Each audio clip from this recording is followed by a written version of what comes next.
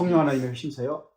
1항 하나님께서 선택한 자에게 자신의 선한 기쁨을 성취하실 때 또는 그들에게 참된 의심을 사역하실 때 복음이 그들에게 외적으로 선포되게 하고 성령으로 그들 마음을 강력하게 조명하시기 때문에 그들은 성령 하나님의 것들을 올바로 이해하고 분별하게 된다. 지금 1항이 그렇게 되어 있습니다.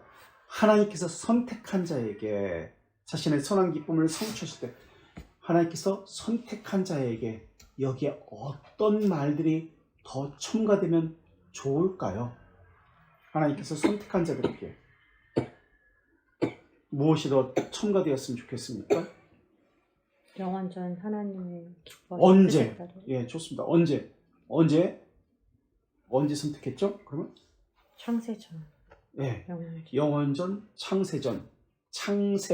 성경에는 우리가 이미 찾아봤듯이 그렇게 표현되어 있습니다. 영원전, 창세전, 창조전. 전이라는 개념을 시간 개념으로 보지 말라고 배웠습니다. 우리 또 어떤 것들이 또 첨가됐으면 좋겠어요. 이 단어. 네. 언제가 나왔습니다. 지금 영원전에 선택된 자 있다. 또 뭐가 들어있으면 좋겠어요?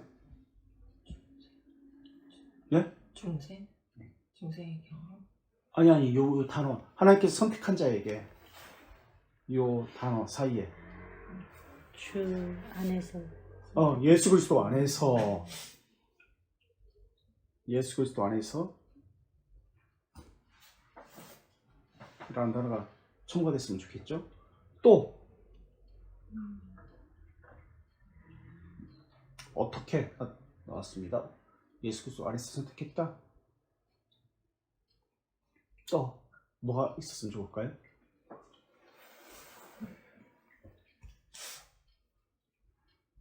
왜를 넣으면 어떨까요? 왜? 하나님의 형상으로 회복하시려고.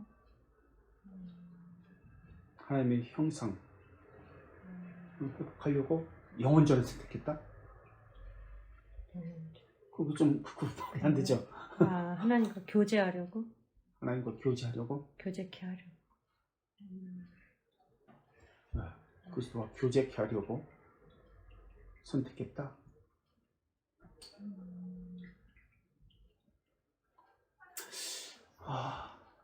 제 1원인은 아닌 것 같은데. 하나님의 자비하심. 하나님의 선하신 기쁨 때문에. 여기 그렇게 써있죠? 하나님의 선하신 기쁨 때문에. 우리가 7항 2절을 보세요. 앞에 7장 2항 7장 2항 한번 3, 4장 7장 2항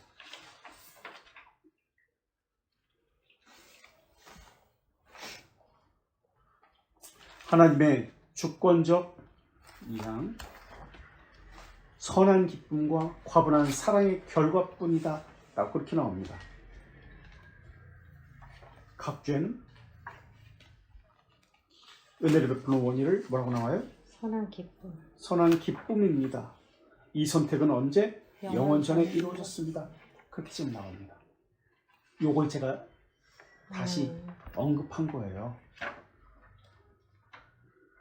누구에게 하나님의 선한 기쁨이 나타났다는 거죠?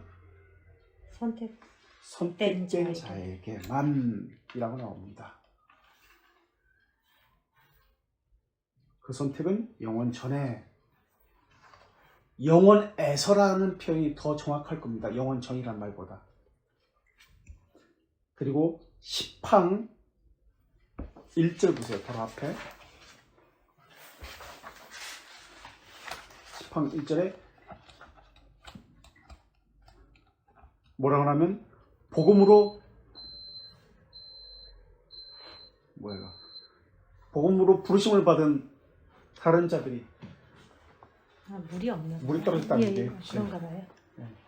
복음으로 부르심을 받은 자들이 이랑 그 부르심에 복종하고 회심하게 되는 것은 왜 복종하고 회심하게 됩니까?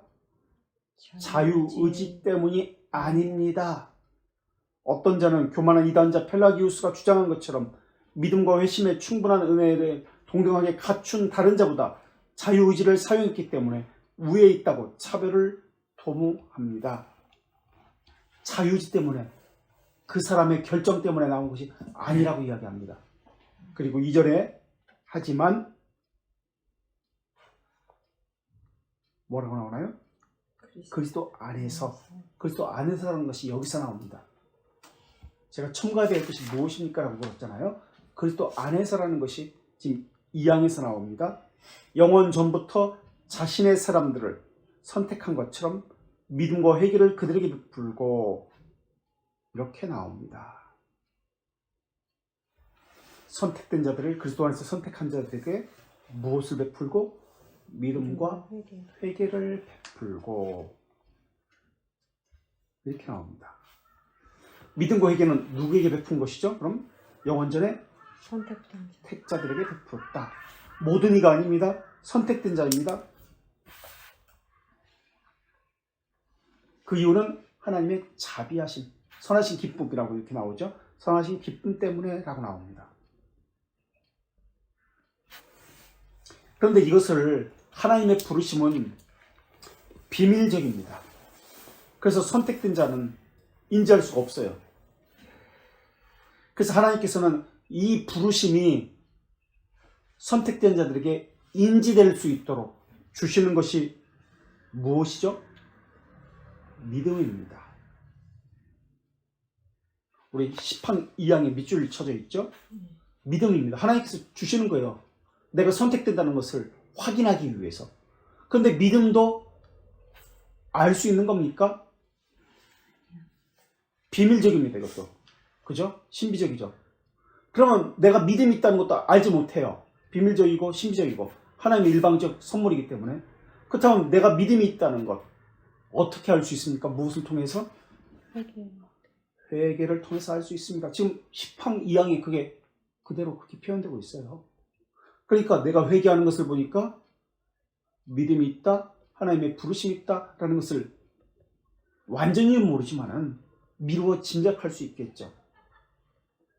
그래서 믿음을 선물로 주셔서 내가 믿음을 가졌다는 것을 깨닫게 하시려고 회개를 주십니다.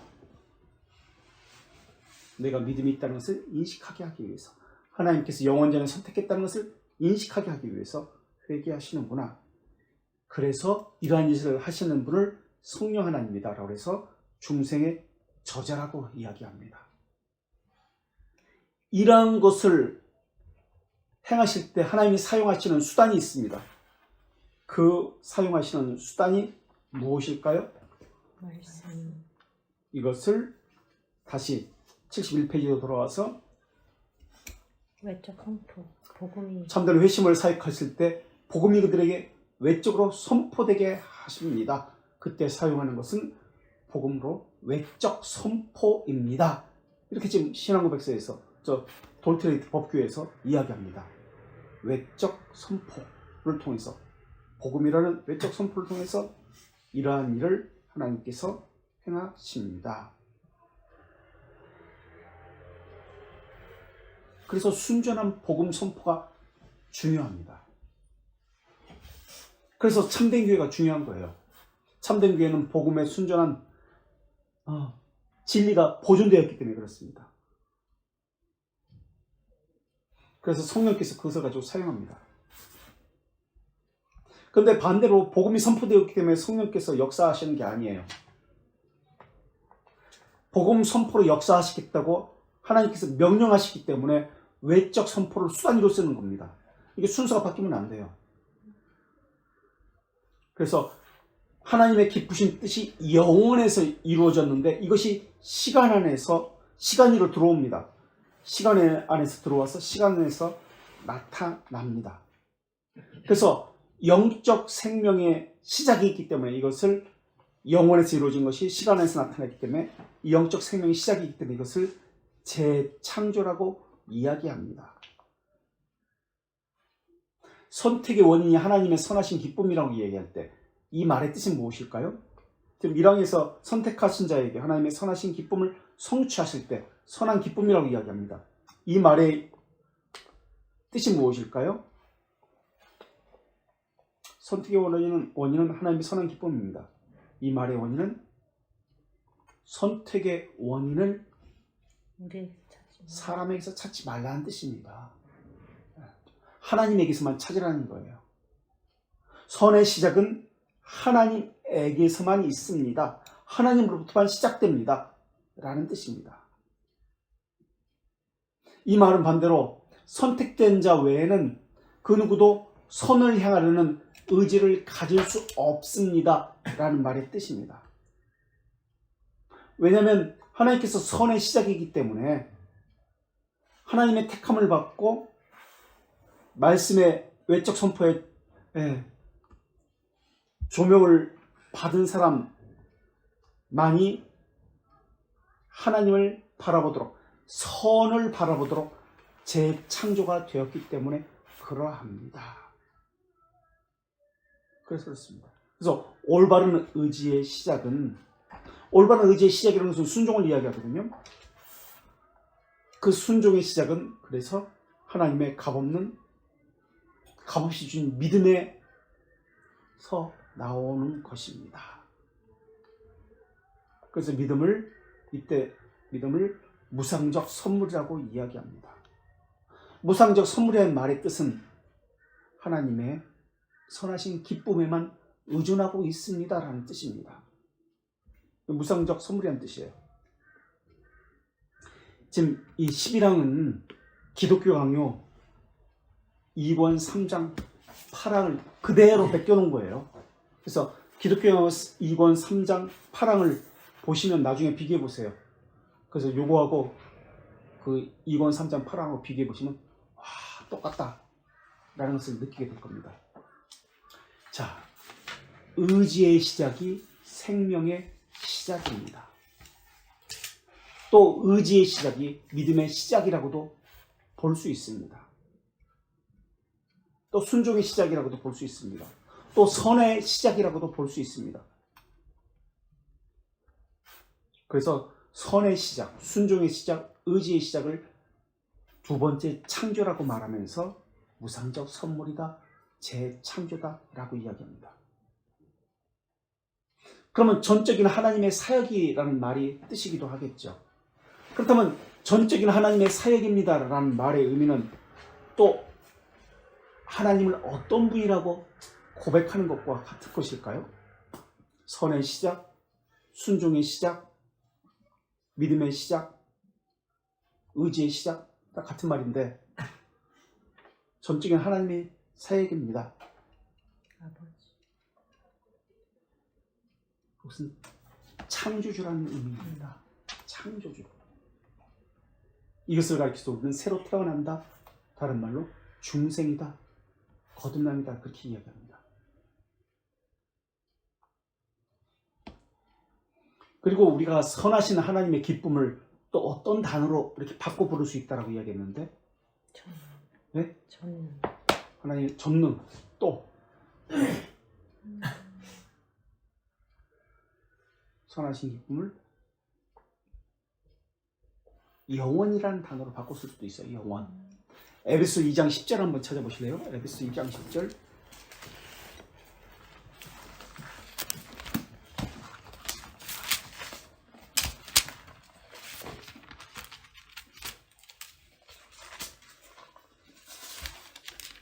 우리는 그가 만드신 바라. 자, 우리는 그가 만드신 바라. 이게 무슨 뜻이죠? 이게 어떤 하나님을 이야기하죠? 창조주. 창조란 말이에요. 창조주 하나님을 이야기해요.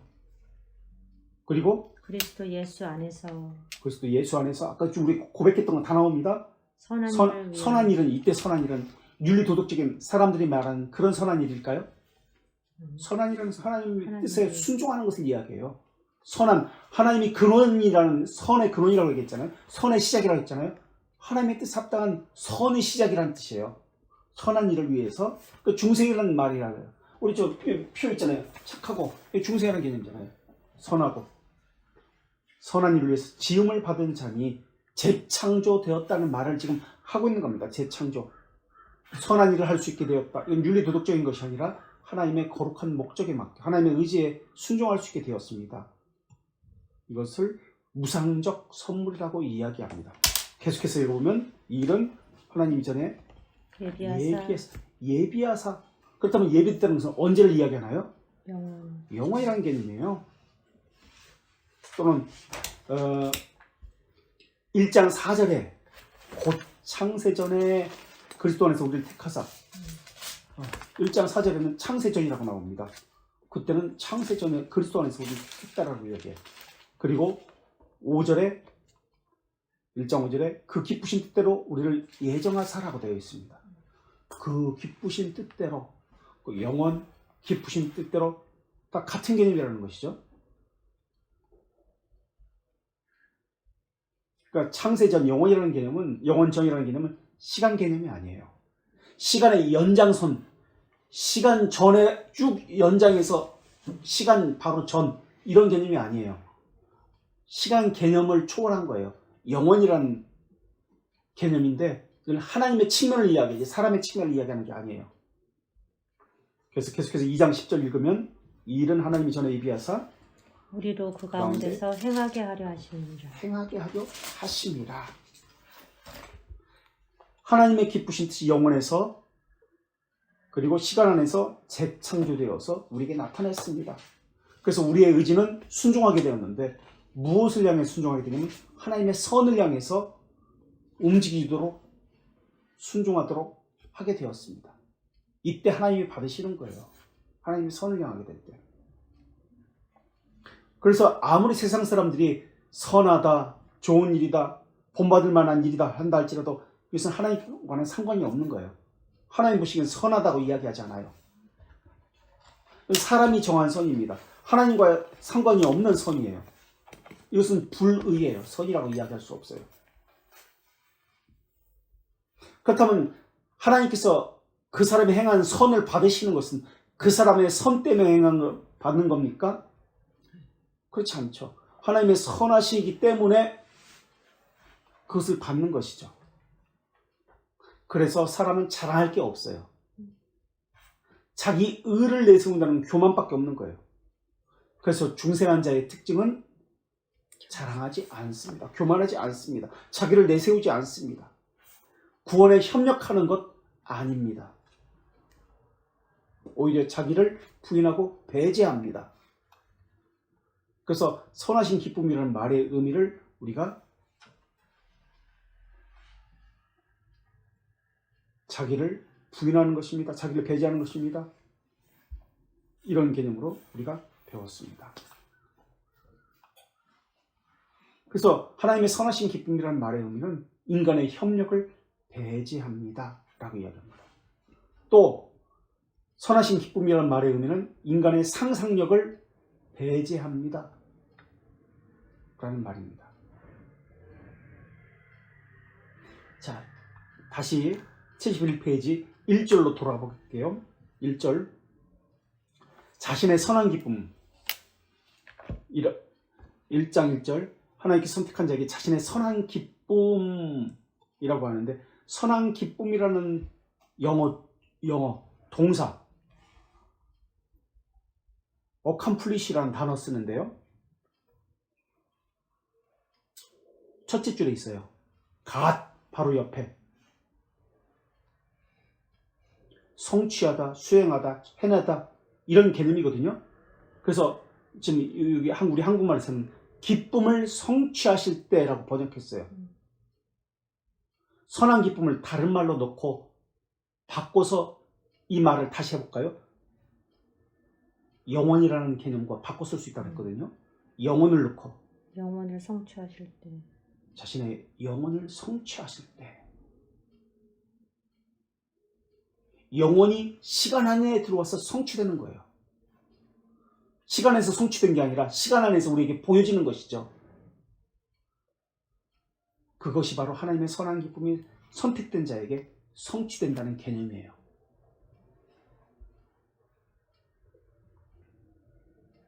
그리고 두 번째 줄에 영어 select가 아니라 elect라고 배웠죠. elect 할 때 elect.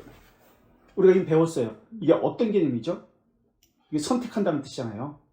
선택한 자에게 선한 기쁨을 보인다고 할 때 선택이라는 개념이죠. 그죠? elect 할 때 elect. 아이스크림 select 그거 아니에요. 이게 어떤 개념이 있죠? select라는 단어는 s자가 이 앞에 더 붙이면 일렉트에서 고르고 골라서 좋은 것을 선택했다는 뜻이에요. 그죠? 그러나 일렉트는 그런 비교해서 더 좋은 것을 선택하는 그런 개념이 아니에요. 조건 없이 선택한 것이다. 이게 일렉트란 단어라고 우리가 배웠습니다. 그래서 신앙고백서에서 우리가 선택되었다고 할 때 조건을 보고 선택한 것이 아닙니다. 아무 조건 없이 그 사람에게 어떤 것을 바라지 않고 구하지 않고 선택한 거예요. 그래서 영원이라는 개념을 쓰는 거예요. 그래서 협력이라는 단어를 쓰면 안 됩니다. 또 초이스라는 단어도 있어요. 초이스 선택할 때. 그런데 그 단어도 쓰지 않았습니다.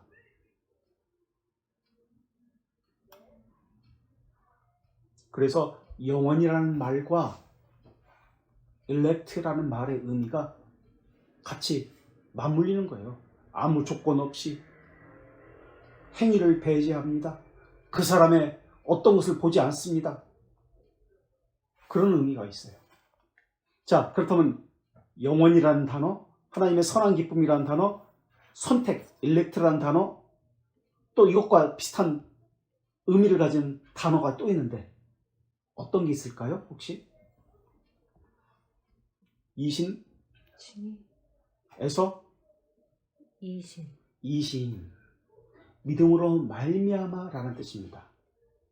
우리가 믿음으로 말미암아를 영어로 쓸 때 로마 카톨릭과 우리가 다르다고 했습니다. 그죠?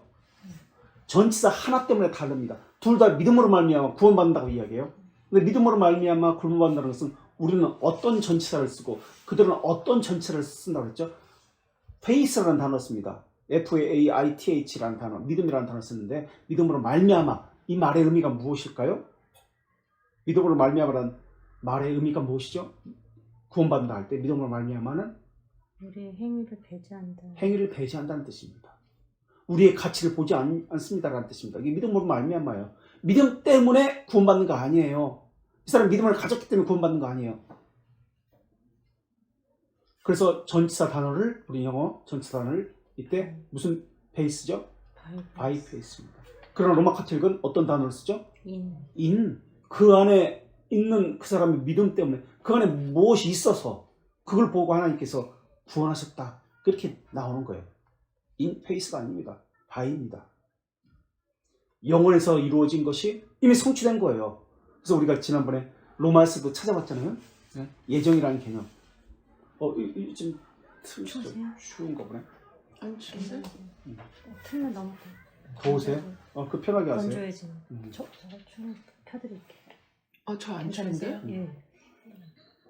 그래서 영원에서 이루어진 것이 시간에서 이미 성취된 겁니다. 이미 이루어진 것이 시간에서 드러났다라는 개념이 기쁨을 성취하실 때라는 어컴플리시라는 단어예요. 성취하실 때는 개념. 이해가 되셨죠? 성취하실 때. 이때서 비로소 성취한 게 아니에요.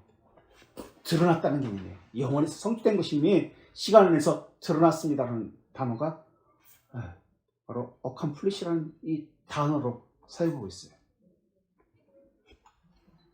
이것은 또 다른 말로 무슨 성취라고 할 수 있냐면 언약의 성취라고도 이야기할 수 있습니다.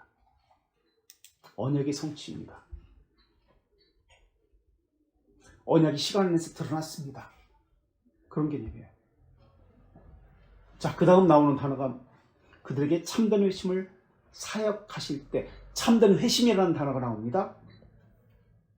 그리고 사역하신다는 단어가 나옵니다. 그죠? 참된 회심. 참된 회심은 다른 말로 무엇이라고 이야기하죠? 참된 회심은 다른 말로 중생의 경험. 참된 회심을 다른 말로 참된 우리 회개. 대결이 옵니다. 76문 242페이지. 생명의 이름을 예, 생명의 이름 회개예요. 242페이지. 대결이 옵니다. 76문. 76문에 생명에 이르는 회개는 무엇입니까? 그렇게 나오죠? 242페이지 생명에 이르는 회개는 성령 하나님과 말씀으로 죄인의 심정에 역사한 구원의 은혜입니다. 라고 합니다. 생명에 이르는 회개라고 배웠습니다.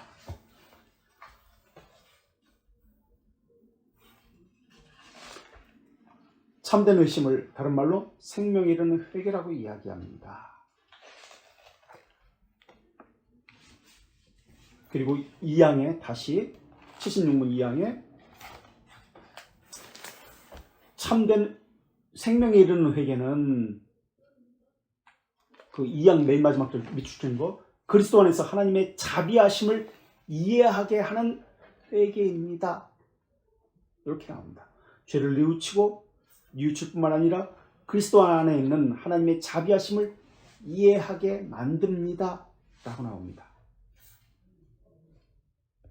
그리고 76문 3문은 생명에 이르는 회개는 하나님의 자비하심을 이해할 뿐만 아니라 사망에서 이런 자는 자신의 죄에 대해서 심히 슬퍼하고 증오합니다. 그리고 전적으로 하나님께 돌아섭니다. 새로운 순종의 모든 길 재창조라고 얘기했습니다. 선의 길이라고 얘기했습니다. 재창조, 선의 길, 순종의 시작에서 선의 시작에서 그분과 함께 하려고 지속해서 그분과 함께 걷고자 합니다. 그렇게 나옵니다. 이것을 위해서 필요한 것이 수단이 무엇이다? 외적 선포입니다. 복음의 외적 선포입니다.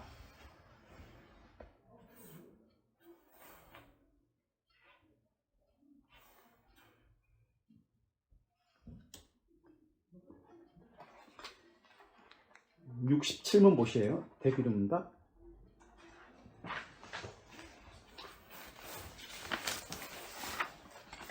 (67문) 대기름입니다. 238페이지. 효과적 부르심은 무엇입니까? 1항 하나님, 읽으세요.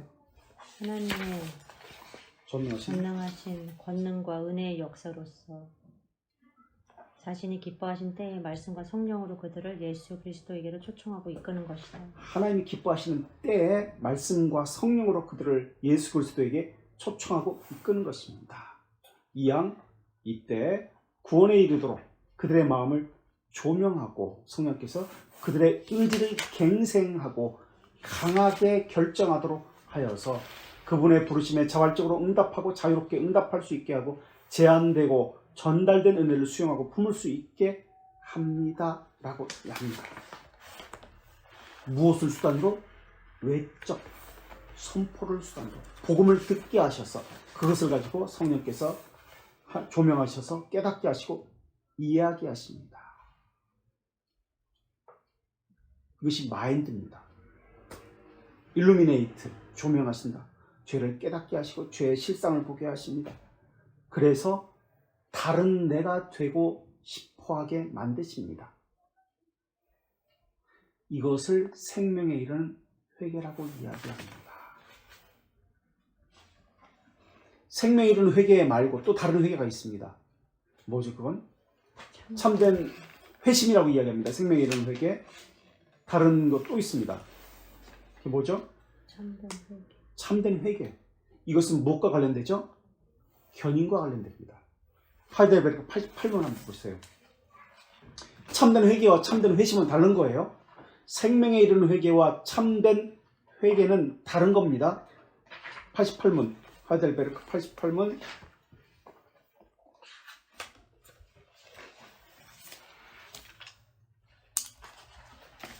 페이지 131페이지 참된 회개, 생명에 이르는 회개와 다른 겁니다.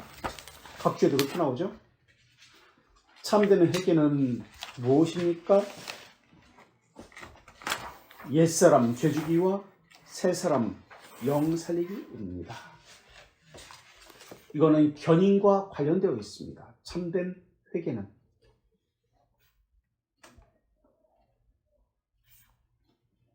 참된 회심은 생명에 이르는 회개라고 불리는 것이고 그것은 중생과 관련되어 있습니다. 의지의 전환을 이야기합니다.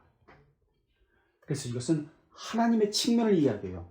생명에 이르는 회개는 대기령 응답에서 얘기한 참된 회심 또는 생명에 이르는 회개는 하나님의 측면을 이야기하고, 참된 회개라고 하는 하이델베르크 88문은 반복적이고 계속 거듭되어지는 것인데 사람의 측면과 관련되어서 이야기하는 겁니다.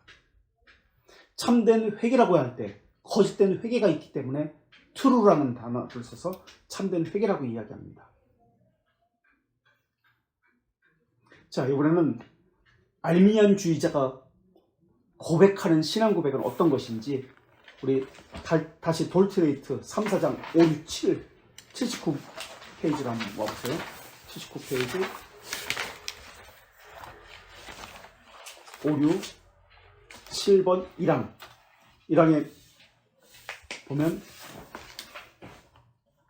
우리가 하나님께로 회심하게 하는 은혜가 단순히 권고하는 것일 뿐이거니와 이것이 인간의 회심을 일으키게 하는 가장 고귀한 방법이라. 하나님이 하시는 것은, 회심하게 하는 것은 단순히 권고뿐이래요. 권고하는 거예요. 권고하면, 자, 2항 보십시오. 권고가 인간성에 가장 잘 어울립니다. 그렇게 이해합니다. 권고에서 결정은 인간이 하는 거예요. 알미니안주의자들은 모든 순종할지 말지 결정은 인간에게 달렸다고 보는 거예요. 근데 우리는 하나님의 선하신 기쁨은 인간의 협력을 배제합니다. 그래서 일렉트라는 단어, 선하신 기쁨, 영원, 이런 개념이 우리가 지금 사용하고 있습니다. 그런데 그들은 인간에게 달렸습니다. 그래서 협력이라고 이야기합니다. 하나님이 사역한다고 이야기합니다. 그것을, 참된 회심을, 우리 4장 11항에서 1절에서 참된 회심을 사역하실 때 주어는 하나님이십니다. 그러나 알미니안주의자들은 사람과 하나님이 협력해서 이것을 행하고 그 결정은 하나님 권고만 하시고 사람이 이 권고를 받을지 안 받을지 사람이 결정합니다. 이렇게 이야기합니다. 그러나 우리 신앙고백은 분명히 하나님께서 사역하실 때라고 분명히 나옵니다. 우리는 하나님의 선하신 기쁨을 또 다르게 무엇이라고 배웠죠? 지난 시간에 혹시 기억나세요? 벨지카 13장 1항에서는 10페이지 하나님의 선하신 기쁨을 뭐라고 배웠죠? 벨지카 13장 1항에서 섭리를 이야기할 때 1항에서 거룩한 의지라고 했습니다. 하나님의 선하신 기쁨을 다른 말로 거룩한 의지라고 합니다. 또 신앙고백서 5장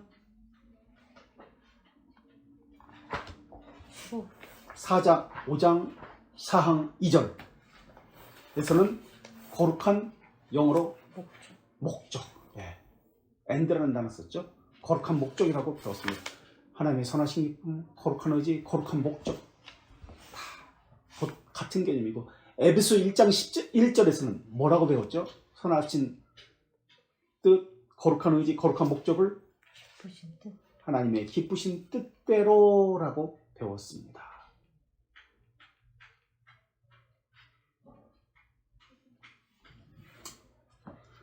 그래서 외적인 복음 선포를 통해서 이 기쁘신 뜻을 하나님은 이루십니다. 거룩한 목적을 이루십니다. 거룩한 의지를 이루십니다.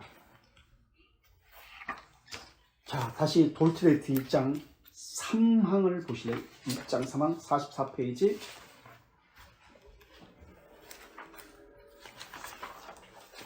일장 3항 44페이지.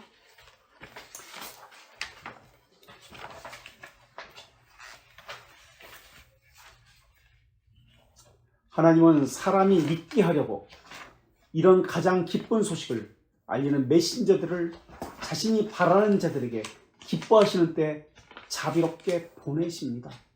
하나님의 때에 하나님께서 기뻐하시는 메신저들을 하나님이 바라는 자들에게 자비롭게 보내십니다. 그리고 그들로 하여금 사람은 회개와 십자가에 못 박힌 그리스도를 믿는 신앙을 갖게 부르심을 받습니다.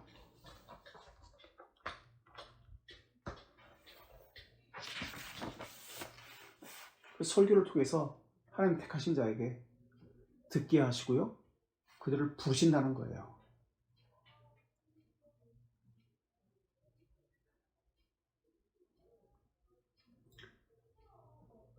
그래서 회심을 사도행전 지금 보세요. 회개와 십자가에 못 박힌 그리스도를 믿는 믿음을 갖게 부르십니다. 회개와 십자가에 못 박힌 그리스도를 믿는 믿음을 갖게 부르십니다. 회개와 믿음을 갖게 부르십니다. 회개하고 믿음을 갖게 합니다. 사실 어떤 게 먼저죠?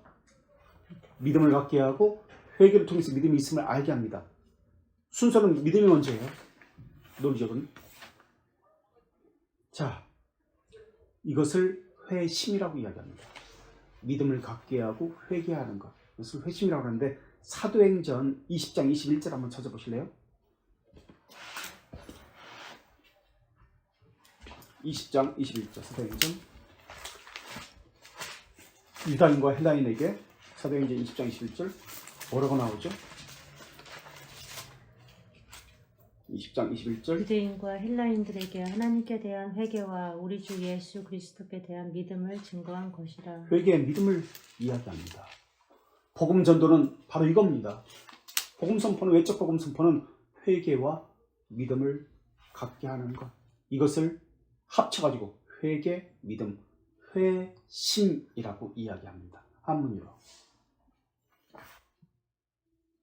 이것을 다른 성경에서는 뭐라고 부르는가? 아까 생명에 이르는 회심이라고 불렸잖아요. 신앙고백서에서는 사도행전 11장 18절 한번 찾아보세요. 이것을 회심을 다른 말로 뭐라고 성경에서는 부르는가? 성경에선 생명에 이르는 생명 얻는 회개. 생명을 얻는 회개라고 이야기합니다. 생명에 이르는 회개, 생명 얻는 회개, 회심 다 같은 말입니다. 고린도후서 사도행전 11장 18절에서 생명을 얻는 회개라고 나옵니다. 고린도후서 7장 10절에서는 이러한 회개를 뭐라고 이야기하는가 한번 보세요. 다 같은 말입니다. 신앙고백서는 늘 성경에 철저하게 기초합니다. 고린도후서 7장 10절에는 이 말을 구원에 이르는 회개라고 이야기합니다. 아, 구원에 이르는 회개, 생명에 이르는 회개, 회심, 참된 회심. 아, 다 같은 말이군요. 구원에 이르는 회개, 생명에 이르는 회개, 생명을 얻는 회개, 참된 회심. 다 같은 말이군요.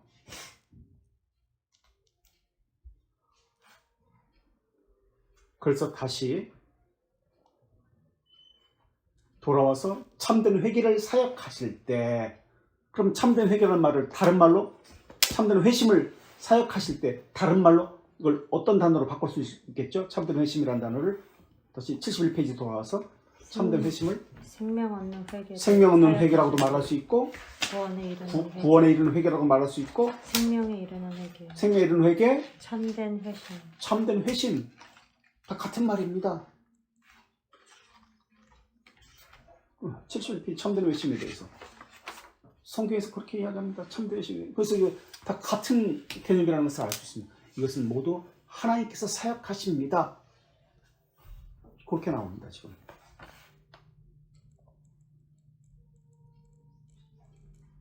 그런데 하나님께서는 이 사역을 하실 때 외적 복음 선포를 통해서 메신저를 보내서 이 일을 하게 하십니다.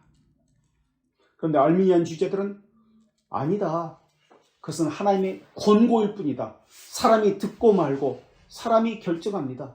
듣기 싫으면 안 듣고, 내가 결정해서 교회 나오고 싶으면 나오고, 사람이 결정합니다. 권고합니다. 사람이 결정합니다. 하나님은 권고할 뿐입니다. 설교자는 그저 권고할 뿐입니다. 그렇게 이야기해요. 이게 알미니안주의자들의 신앙이에요. 그래서 하나님이 권고하고 사람이 결정하기 때문에 나오는 것이 어떤 것인가요? 그래서 그렇다면 사람이 결정할 수 있도록 프로그램이 나와야 되죠. 고안물이 나와야 되죠. 회개의 방법론이 나와야 되는 겁니다. 그래서 고함물 방법이 나오는 거예요.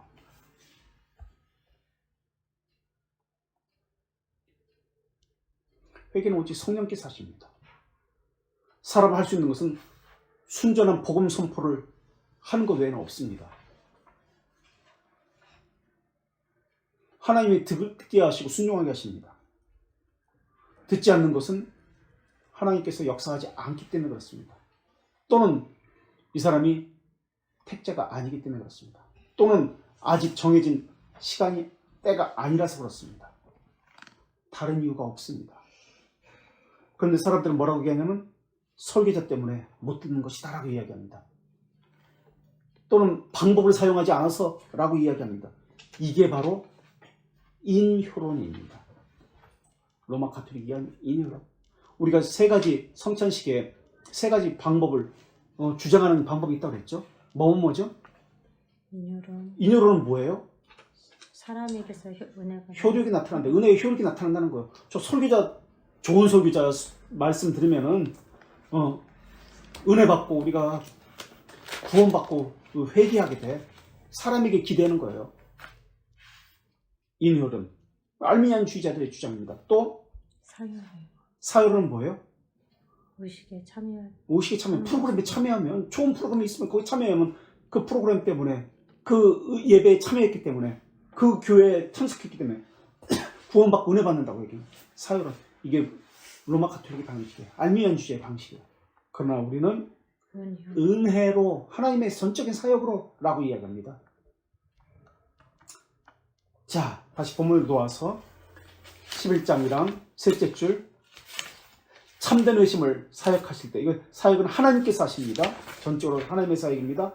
복음이 그들에게 외적으로 선포되어야 하시고 성령을 그들 마음에 강력하게 조명하시기 때문에 그들은 성령 하나님의 것들을 올바르게 이해하고 분별하게 됩니다.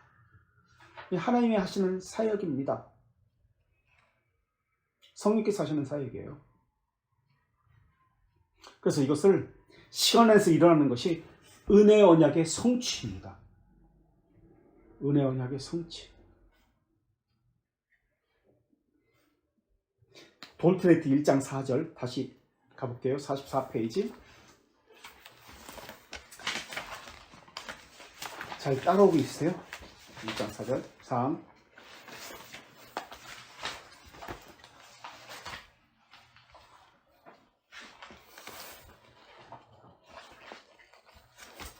하나님의 진노는 복음을 믿지 않는 자에게 44페이지 머무릅니다. 이와 달리 복음을 받아 참되고 살아있는 믿음으로 예수 그리스도를 구세주로 수용하는 자들은 하나님의 진노와 파멸부터 그분에 의해 구해지고 그들에게 영생의 선물이 부여됩니다. 그래서 수용한다는 말은 그리스도의 의를 수용한다는 말입니다. 그리스도의 의를 수용합니다. 다섯째 줄에 나오죠. 수용하는 자들에게. 예수 그리스도를 구세주로 수용하는 자들은, 수용한다는 말은 44페이지 사항 하나 둘 셋 넷 다섯째 줄에 수용하는 자들. 수용한다는 것은 그리스도의 의를 수용하는 것을 이야기해요. 그리스도의 의를 수용하는 것은 성령께서 하시는 것인데 이게 은혜의 언약의 성취입니다. 이게 바로 중생의 저자이신 성령 하나님의 사역입니다. 그래서 사역에 대해서 성령 하나님께서 사역하십니다. 참된 회심을 사역합니다. 그 이야기를 지금 11장에서 71페이지에서 지금 하고 있는 거예요. 그래서 그리스도를 믿게 합니다. 그런 이야기가 다시 171페이지라고 보세요. 신앙고백서 10장이랑 171페이지 10장이랑 빨리 가나요? 괜찮으세요? 10장이랑 171페이지 10장이랑 10장이랑 171페이지 하나님은 생명에 이르도록 예정한 모든 자와 그분이 정하고 인정한 때 자신의 말씀과 성령의 외적 선포와 복음의 외적 선포와 성령에 의해 선천적인 죄, 죽음의 상태에서 은혜와 구원에 이르도록 그들만이라고 밑줄 쳤어요. 구원받는 것은 그들만이에요. 선택된 자만. 예수 그리스도에 의해 효과적으로 부르심을 기뻐하십니다. 그들만 구원받습니다. 아무리 많은 사람이 이 교회로 온다 할지라도 하나님이 택하신 백성만 구원받고 2절에서 다시 그들의 마음이 영적으로 또는 도움을 받아 하나님의 것들을 이해하도록 조명시킵니다. 하나님께서 하신다는 거예요. 그래서 그들의 굳은 심정, 돌 같은 심정을 제거해버립니다. 그리고 부드러운 살과 같은 심정을 그들에게 줍니다. 왜 그들이 강박합니까? 왜 그들이 부드러운 마음을 갖습니까? 다른 이유가 없어요.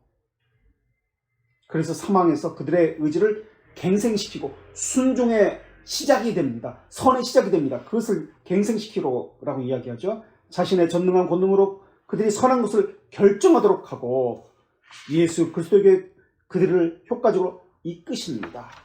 그래서 그들은 하나님의 은혜로 자발적으로 가장 자유롭게 나오게 됩니다. 자발적으로 자유롭게 나옵니다. 또 강제해서 되는 게 아니에요. 권면해서 되는 거 아니에요. 알미니안 주의자들은 권면이라고 이야기합니다. 그러나 우리는 신앙 고백에서는 분명히 자발적으로 하나님께서 하시지만 그것은 하나님의 측면이고 인간의 측면에서 보면 자발적이고 자원하여 기뻐함으로 나오는 겁니다. 그래서 하나님의 특별한 은혜라고 그것을 이야기합니다. 인간 안에 무엇이 있기 때문에 아닙니다. 예견하기 때문도 아닙니다. 은혜를 수용하게 됩니다. 라고 얘기합니다. 이게 은혜 언약입니다.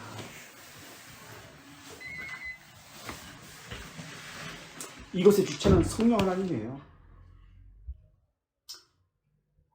유다서 1장 19절 한번 찾아보실래요? 유다서 1장 19절. 왜 무감각한가 그러면? 왜 그들은 반응이 없고 강팍하고 마음이 변동이 없고 선을 향하지 아니한가? 왜 그럴까? 유다 1장 19절. 유다는 1장밖에 없죠? 19절. 이 사람은 분열을 일으키는 자며 육에 속한 자가 성령이 없는 자라. 육에 속한 자고 성령이 없기 때문에 그렇습니다. 성령이 있는 자라면 하나님께서 함께 하신 자라면 마음은 부드러워지고 순종하고 선의 시작을 하게 됩니다. 그래서 그들은 육체를 따라 정욕대로 행합니다. 정욕대로 행한다는 것은 자기 마음대로 자기 생각에 옳은 대로 행한다는 뜻입니다.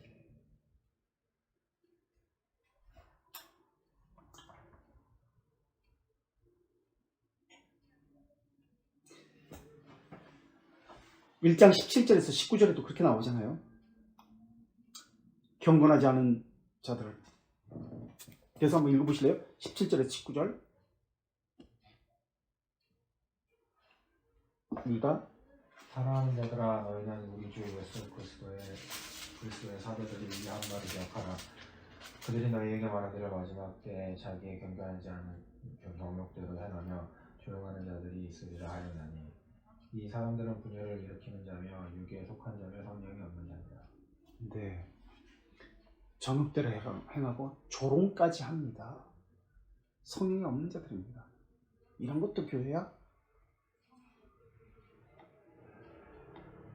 다시 우리 돌트레이트 3, 4장으로 돌아올게요. 11장 71페이지 2절 가보겠습니다. 이제 2절.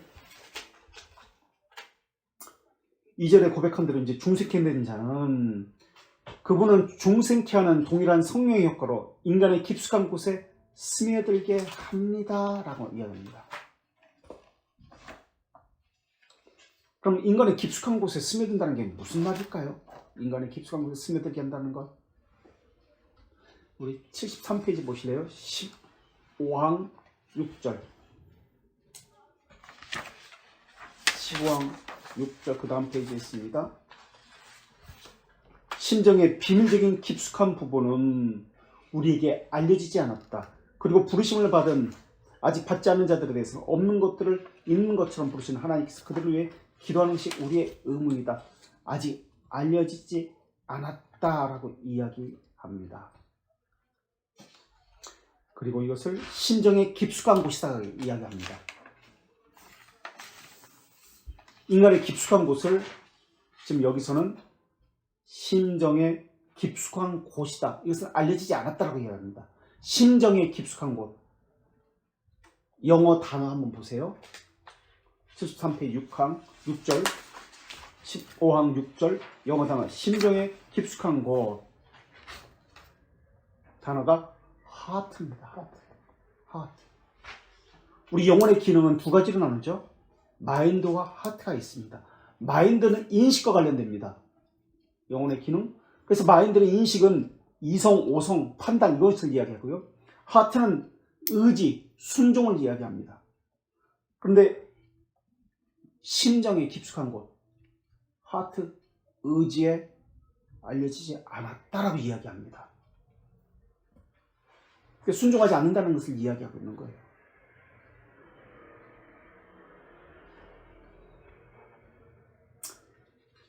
자,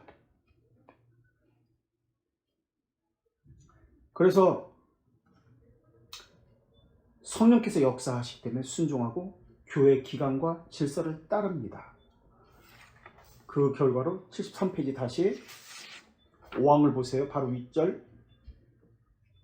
믿음에 대해서 외적으로 고백하고 그것에 조화된 삶을 사는 자들에 관해서 우리는 사도의 신뢰를 따라 가장 호의적인 방법으로 그들을 판단하고 그들에 대해서 말해야 합니다. 조화된 삶을 삽니다.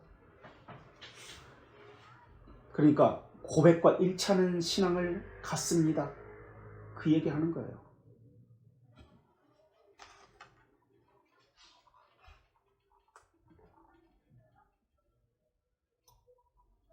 의지가 순종합니다. 성령께서 역사하시는 사람은 선의 시작이 됐고 의지가 하트가 움직입니다. 그리고 5항에서 조화된 삶, 신앙 고백과 일치된 삶을 삽니다. 그리고 3항에서 그 위에 그 은혜에 참여치 않은 사람은 이런 영적 은사와는 무관하고 자신의 조건으로 만족합니다 라고 이야기합니다. 은혜에 참여하지 않은 사람은 영적 은사와는 무관합니다. 그리고 자기 조건으로 만족합니다. 한마디로 자기 소견에 옳은 대로 자기 생각대로 합니다. 자기 의를 주장합니다. 하나님의 말씀은 전혀 중요치 않게 생각합니다. 라고 이야기합니다.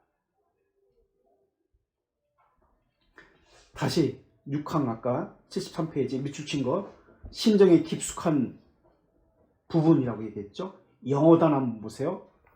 영어 단어 6항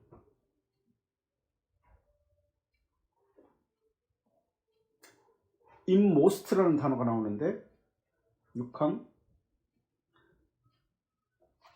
리셋이라는 단어가 나옵니다. 리셋 6항 시크릿 리셋한다.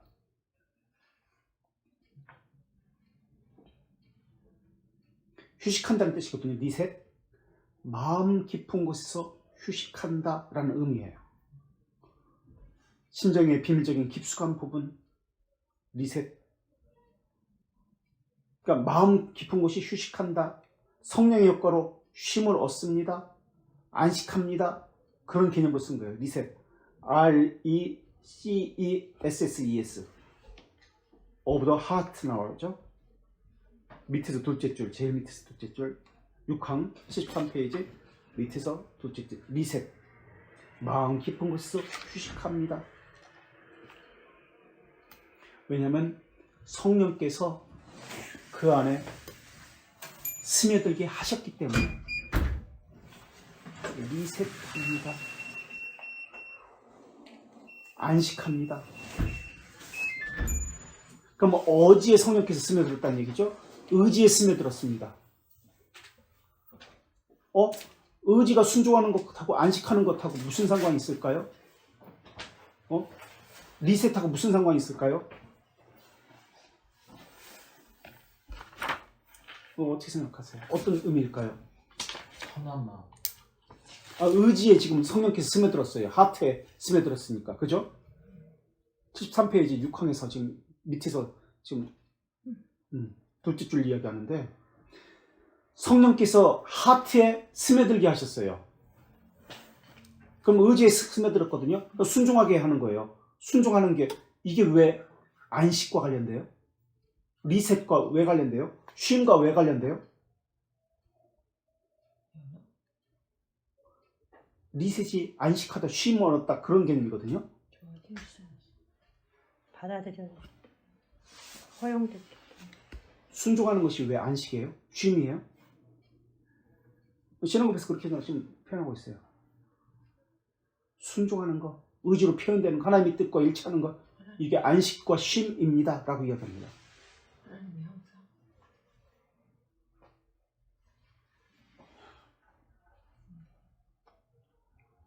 하나님의 뜻이 이루어졌기 때문에 그거예요. 그거예요. 믿음이 외적으로 표현되고 있습니다. 조화된 삶을 살고 있는 거예요, 지금. 믿음은 뇌에 머무는 게 아니라 삶에 머물거는 것들이거든요. 신앙 고백적 삶에 머무는 거예요. 내 뜻이 이루어지는 것이 아니라 하나님의 뜻이 지금 하늘에서처럼 이 땅에서 이루어지는 거예요. 그래서 쉼을 얻는 거예요. 이걸 좀 더 설명해 볼게요. 하이델베르크 124문 1항 145페이지에 있습니다. 리셋이라는 개념이 왜 의지에 하나님께서 역사하셨는데 순종하는 것이 쉼이냐 안식이냐라는 것을 지금 설명합니다. 안식이라는 개념이 무엇인지 설명해야 돼요. 145페이지 셋째 청원이 무엇입니까? 124문 1항 하이델베르크 우리와 모든 인간이 자기 뜻을 포기하고 오직 선하신 그분의 뜻에 불평 없이 순종하는 것이고 셋째 청원이 그래서 모든 자가 자기 지위와 부르심의 의무에 관심을 두고 수행할 때 천사가 하늘에서 행하는 것처럼 자발적이고 신실하게 행한다는 것이다. 네. 자 보세요. 당신의 뜻이 그러니까 하나님의 뜻이 하늘에서 이루어진 것 같이 이 땅에서 이루어지다 그 말을 하는데 이게 이랑 우리와 모든 인간이 자기 뜻을 포기하고 오직 선이신 그분의 뜻에 불평 없이 순종하는 것이다. 왜 순종하지 않습니까? 하나님이 선하지 않기 때문에 그렇게 생각하기 때문에 내 생각이 더 옳다고 여기기 때문에 순종하지 않습니다. 그러니까 지금 리셋이라는 개념은 우리가 11항 2절에 볼트 11항 2절 71페이지에 깊숙한 안식이라는 것은 쉼을 이야기하거든요. 리셋은 육체적 쉼을 이야기하는 게 아니에요. 영원한 안식을 의미해요. 영원한 안식을 의미하여 순종함으로 쉼을 얻습니다. 이게 지금 안식일 개념이에요. 안식일은 주의를 지킨다는 개념이거든요. 사람들은 육체적 쉼을 이야기해요. 우리 103문 하이델베르크 138페이지 다시 둘째 138페이지 2항 103문 2항 이거 좀 또 길게 할게요. 조금 교회사를 좀 줄이고 끝내야 되니까. 둘째, 내 생애의 모든 날에 나는 악한 일을 멈추고 주님께 자신을 맡겨 내 안에 그분의 성령께서 일하게 하여 이 생에서 영원한 안식을 시작하는 것이다. 성령께서 내 안에서 일하게 하십니다. 이것이 반드시 의지로 아까 하트를 이야기했죠. 하트로 나타납니다. 이게 쉼입니다. 이 영원한 안식을 시작하는 것입니다 라고 이야기합니다. 여기서 103문에서 그게 사계명이에요. 이게 거룩하게 안식일을 지키라는 의미입니다.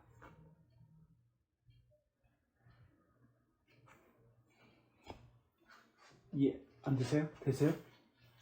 우리 다시 신앙고백서 21문 하랑 보세요. 194페이지 맨 아랫줄 194페이지 21장 신앙고백서 파란 보세요. 맨 아랫줄 온종일부터 거룩한 쉼을 유지할 뿐 아니라 한번 읽어보세요. 온종일 거룩한 쉼. 온종일 거룩한 쉼을 유지할 뿐 아니라 모든 시간을 들여 공개적이고 개인적 예배를 드리는데 힘써야 하고 필요한 것과 자비를 위한 의무를 실행하는 데도 힘써야 한다. 각주의 설명에 거룩한 쉼이란 우리의 의지를 굴복하고 심정을 포기하고 육체적 욕망을 포기하여 하나님의 역사를 체험하는 것이다. 네. 다시 대규리 문답으로 가보시겠습니다. 117문 정신없죠? 17문 1항 261페이지 117문 1항 261페이지 안식일 또는 주님의 날을 어떻게 거룩하게 보냅니까? 라고 질문합니다. 항상 죄성이 있는 그런 일들에서만 아니라 합법적인 다른 날에 속한 세속적 직업과 유의에서 거룩해야 한다. 하나님께 경배드리는 공적 활동과 사적 활동에서 모든 시간을 보내는 것을 우리의 기쁨으로 삼아야 한다. 이렇게 되기 위해서 우리는 우리 심정을 준비하되 예측하고 부지런하고 절제하면서 우리의 세속적 업무를 처리하고 적절하게 신속히 처리해야 한다. 이렇게 될 때 우리는 그날의 의무를 위해 더 자유롭고 알맞게 행할 수 있을 것이다.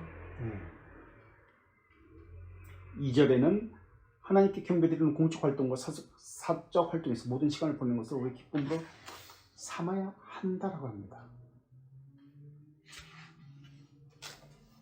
그러니까 하나님께 순종하는 그것이 안식입니다 라고 이야기합니다. 그게 쉼입니다 라고 이야기합니다. 이게 거룩한 주일을 거룩하게 보내는 것입니다 라고 이야기합니다. 육체적 쉼을 이야기하지 않아요. 영혼의 쉼을 이야기해요. 근데 실상은 어떤가요? 사람 편의주의로 바뀌었죠. 육체의 쉼이라는 개념으로 바꾸는 거예요. 예전에는 교회가 저녁 예배가 따로 있었어요. 지금은 그냥 사람 편의주의에서 그냥 오후에 이렇게 하고 말죠. 그러나 신앙고백서에서는 하루 종일 온종일 모든 시간을 하나님과 함께 거룩한 날로 보내야 합니다라고 이야기합니다.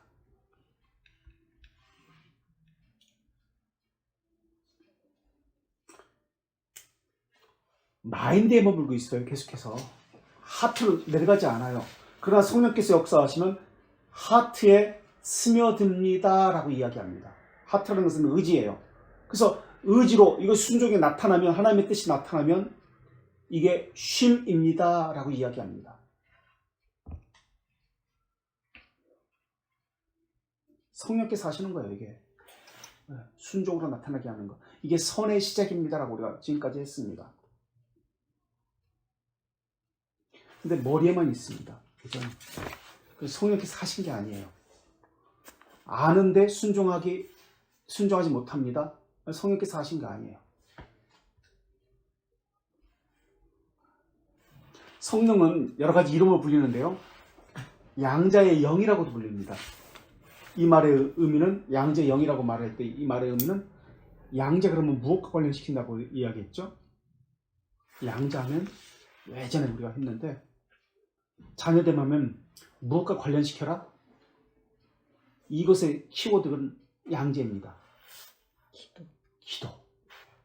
기도와 관련시켜라. 양자의 영.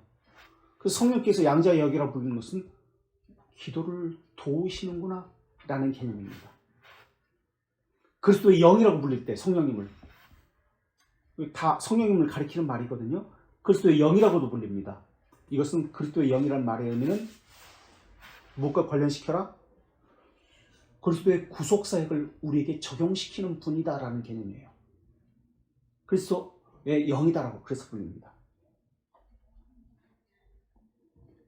그래서 어떤 측면에서 보느냐를 이야기하는 거예요. 같은 것인데 생명의 영이라고도 이야기합니다. 성경에서 생명의 영이라고 이야기하는 것은 중생이 새 생명. 네, 우리를 새로운 생명으로 그렇게 불어넣으시는 진리와 관련해서 불리시는 것이죠. 우리를 생명 다시 태어나게 하는 그런 측면에서 불리는 것이 생명의 영이십니다.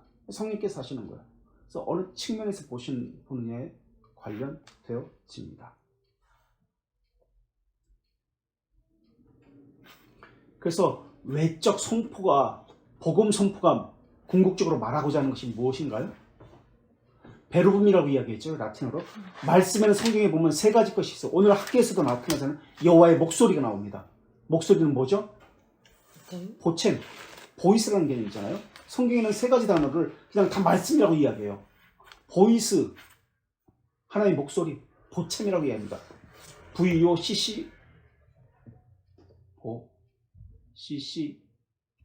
CAM, VOCAM. 네. 보챔이라고 이야기합니다. 또 어떤 단어가 있죠? 베르분. 네, 학계에 선포되는 말씀, 베르붐이라고 합니다. 베르, V-E-R-B-U-M, V-E-R-B-U-M, 베르붐이라고 합니다. 또 이때 우리에게 새겨지는 말씀으로 오신 예수 그리스도, 말씀이라고 이야기합니다. 요한복음에는 로고스라고 얘기했지, 이것을 세르몬.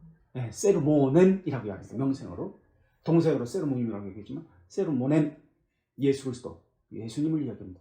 그러니까 베르붐은 하나님의 목소리를 전하는 것인데, 이때 베르붐은, 설교는 무엇이 이 안에 새겨지는 것이냐? 예수 그리스도가 새겨지는 거예요. 그래서 성경에서 보혈이다, 십자가다, 피다라고 이야기하는 것은 피를 이야기하는 게 아니에요. 십자가만 이야기하는 게 아니에요. 그리스도의 전 구속사역을 이 한 단어로 표현할 때 피다, 보혈이다, 십자가다 이렇게 표현하는 겁니다. 예수님의 전 구속사역을 이야기합니다.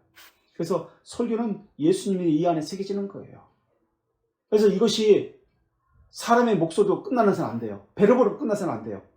이것이 보챔으로 연결이 되어야 돼요.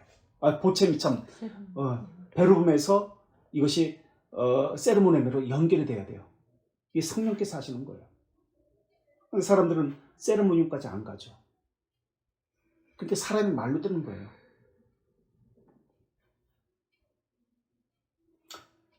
세르모늄으로 왜 안 바뀝니까? 왜 마인드에만 있습니까? 성령께서 역사하지 않았기 때문에 마인드에만 있는 거예요. 이것이 로마 가톨릭의 믿음의 방식입니다. 동이라고 얘기해요, 그 사람들은. 근데 한국교회에서 믿습니까? 예, 믿습니다. 예, 당신 구원받습니다. 이게 동이라는 개념이에요. 지식의 개념이에요. 그렇지 않습니다. 순종이라는 개념입니다. 우리는 순종. 믿음을. 선의 시작, 순종의 시작, 생명의 시작. 그래서 베르붐이 세르모넴으로 심정에 새겨지게 됩니다. 그래서 예수 그리스도를 주라고 고백하는 삶을 살게 됩니다. 그래서 심정 깊은 곳으로 내려가서 리셋해서 이것이 순종의 삶으로 그리스도를 고백하는 주라는 고백의 삶, 회개의 삶으로 나타납니다. 이게 리셋입니다. 죄들의 용서를 통해서 쉼을 얻습니다. 안식을 얻습니다. 이게 거룩한 주의를 보낸다는 개념입니다. 그래서 이게 지금 아까 리셋이라는 개념이 우리 15장 6항에서 15장 6항에서 돌트레이트 그렇게 말하고 있는 겁니다. 그래서 다시 71페이지 12장 2항 인간의 깊숙한 곳에 스며들게 합니다를 설명하는 것이 15장 지금 6항이에요. 인간의 깊숙한 곳에 스며들게 합니다. 성령께서 하신 거예요. 깊숙한 곳은 하트를 이야기합니다. 하트는 의지를 이야기합니다. 의지가 순종의 시작을 이야기하고 순종을 통해서 안식을 누리게 됩니다. 이런 개념으로 계속해서 설명하고 있습니다. 머리에만 있는 것은 무엇이죠 그럼? 이것이 순종의 여기까지 하트까지 내려가지 않고 머리에만 있는 것을 무슨 부르심? 두 가지 부르심 중에 외적 부르심. 네, 외적 부르심, 복음적 부르심이에요. 유효한 부르심, 효과적 부르심은, 내적 부르심은 의제까지 순종하게 됩니다. 그래서 사람이 아무리 권면하고 조언하고 설득을 해도 안 되게 되어 있어요. 성령께서 역사하셔야 됩니다. 중생으로 정생되지 않았는데 어떻게 거기서 순종이 나옵니까? 그러니까 자기 정욕대로, 자기 생각대로, 이성대로, 자기 판단대로 하는 게 밖에 안 나와요. 믿음은 뇌에 있지 않고 심정에 있습니다. 이 심정은 하트를 이야기합니다. 그래서 중생전의 마음은 완고하고 강팍한 불순종하는 의지를 가졌습니다. 이렇게 되는 거예요. 보기까지